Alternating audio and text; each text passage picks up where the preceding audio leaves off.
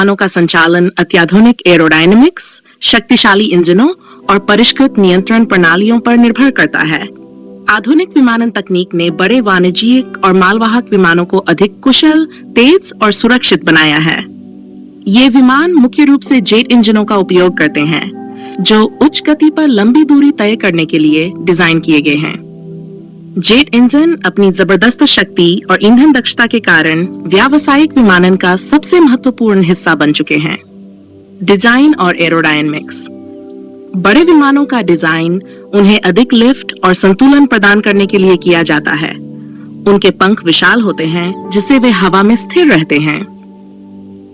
इनके फ्लैप्स और एलेरॉन्स जैसे नियंत्रण सतहें उड़ान के विभिन्न चरणों में मदद करती हैं। टेक ऑफ के दौरान अधिक लिफ्ट प्रदान करती हैं और लैंडिंग के समय गति को नियंत्रित करने में सहायक होती हैं।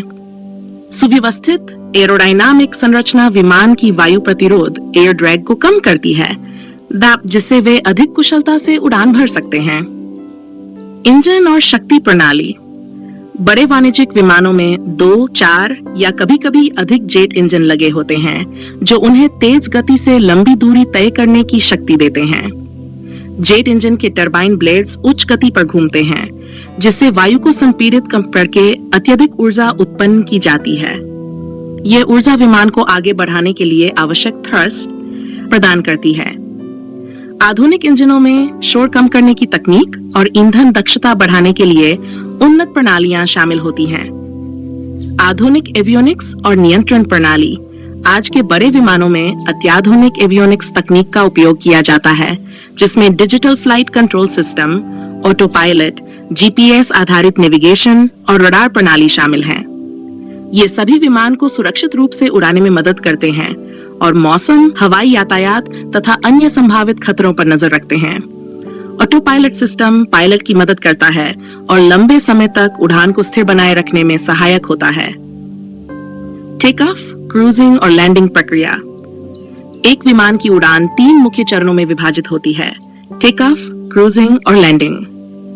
1. टेक उड़ान भरना। जब विमान रनवे पर तेज गति से आगे बढ़ता है, तो उसके पंखों पर लिफ्ट उत्पन्न होती है, जिससे वह हवा में उड़ जाता है। टेक ऑफ के दौरान फ्लैप्स और स्लेट्स का उपयोग लिफ्ट बढ़ाने के लिए किया जाता है। टॉप क्रूजिंग, हवा में संतुलित उड़ान।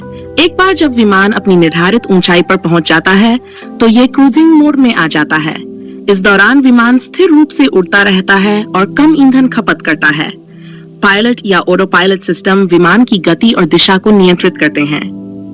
3. लैंडिंग, अवतरित होना। लैंडिंग के दौरान विमान की गति धीरे धीरे कम की जाती है। पंखों के फ्लैप्स और लैंडिंग गियर सक्रिय होते हैं ताकि सुरक्षित लैंडिंग सुनिश्चित की जा सके। जब विमान रनवे को छूता है, तो ब्रेक और रिवर्स थ्रस्ट का उपयोग करके उसकी गति कम की जाती है।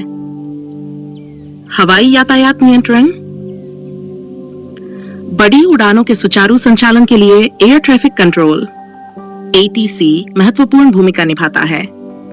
ATC नियंत्रक पायलटों को दिशा निर्देश देते हैं और ये सुनिश्चित करते हैं कि विमान सही मार्ग पर सुरक्षित रूप से उड़ान भर रहे हैं।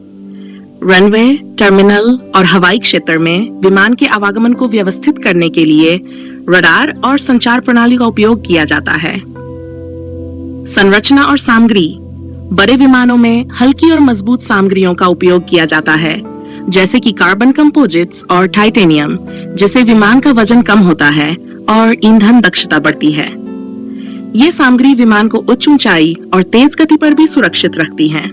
निष्कर्ष, आधुनिक तकनीकों और नवाचारों की बदौलत बड़ी उड़ानें आज पहले से कहीं अधिक तेज, कुशल और सुरक्षित हो गई हैं। एयरलाइन कंपनियां लगातार नए सुधारों पर काम कर रही हैं, ताकि हवाई यात्रा अधिक किफायती और पर्यावरण के अनुकूल बन सके। इन तकनीकों के माध्यम से हवाई यात्रा न केवल सुगम हुई है, बल्कि दूरियां भी छोटी लगने लगी हैं। यह विस्तृत हिंदी वर्णन विमानन की जटिल प्रक्रिया को सरल भाषा में समझाने के लिए तैयार किया गया है।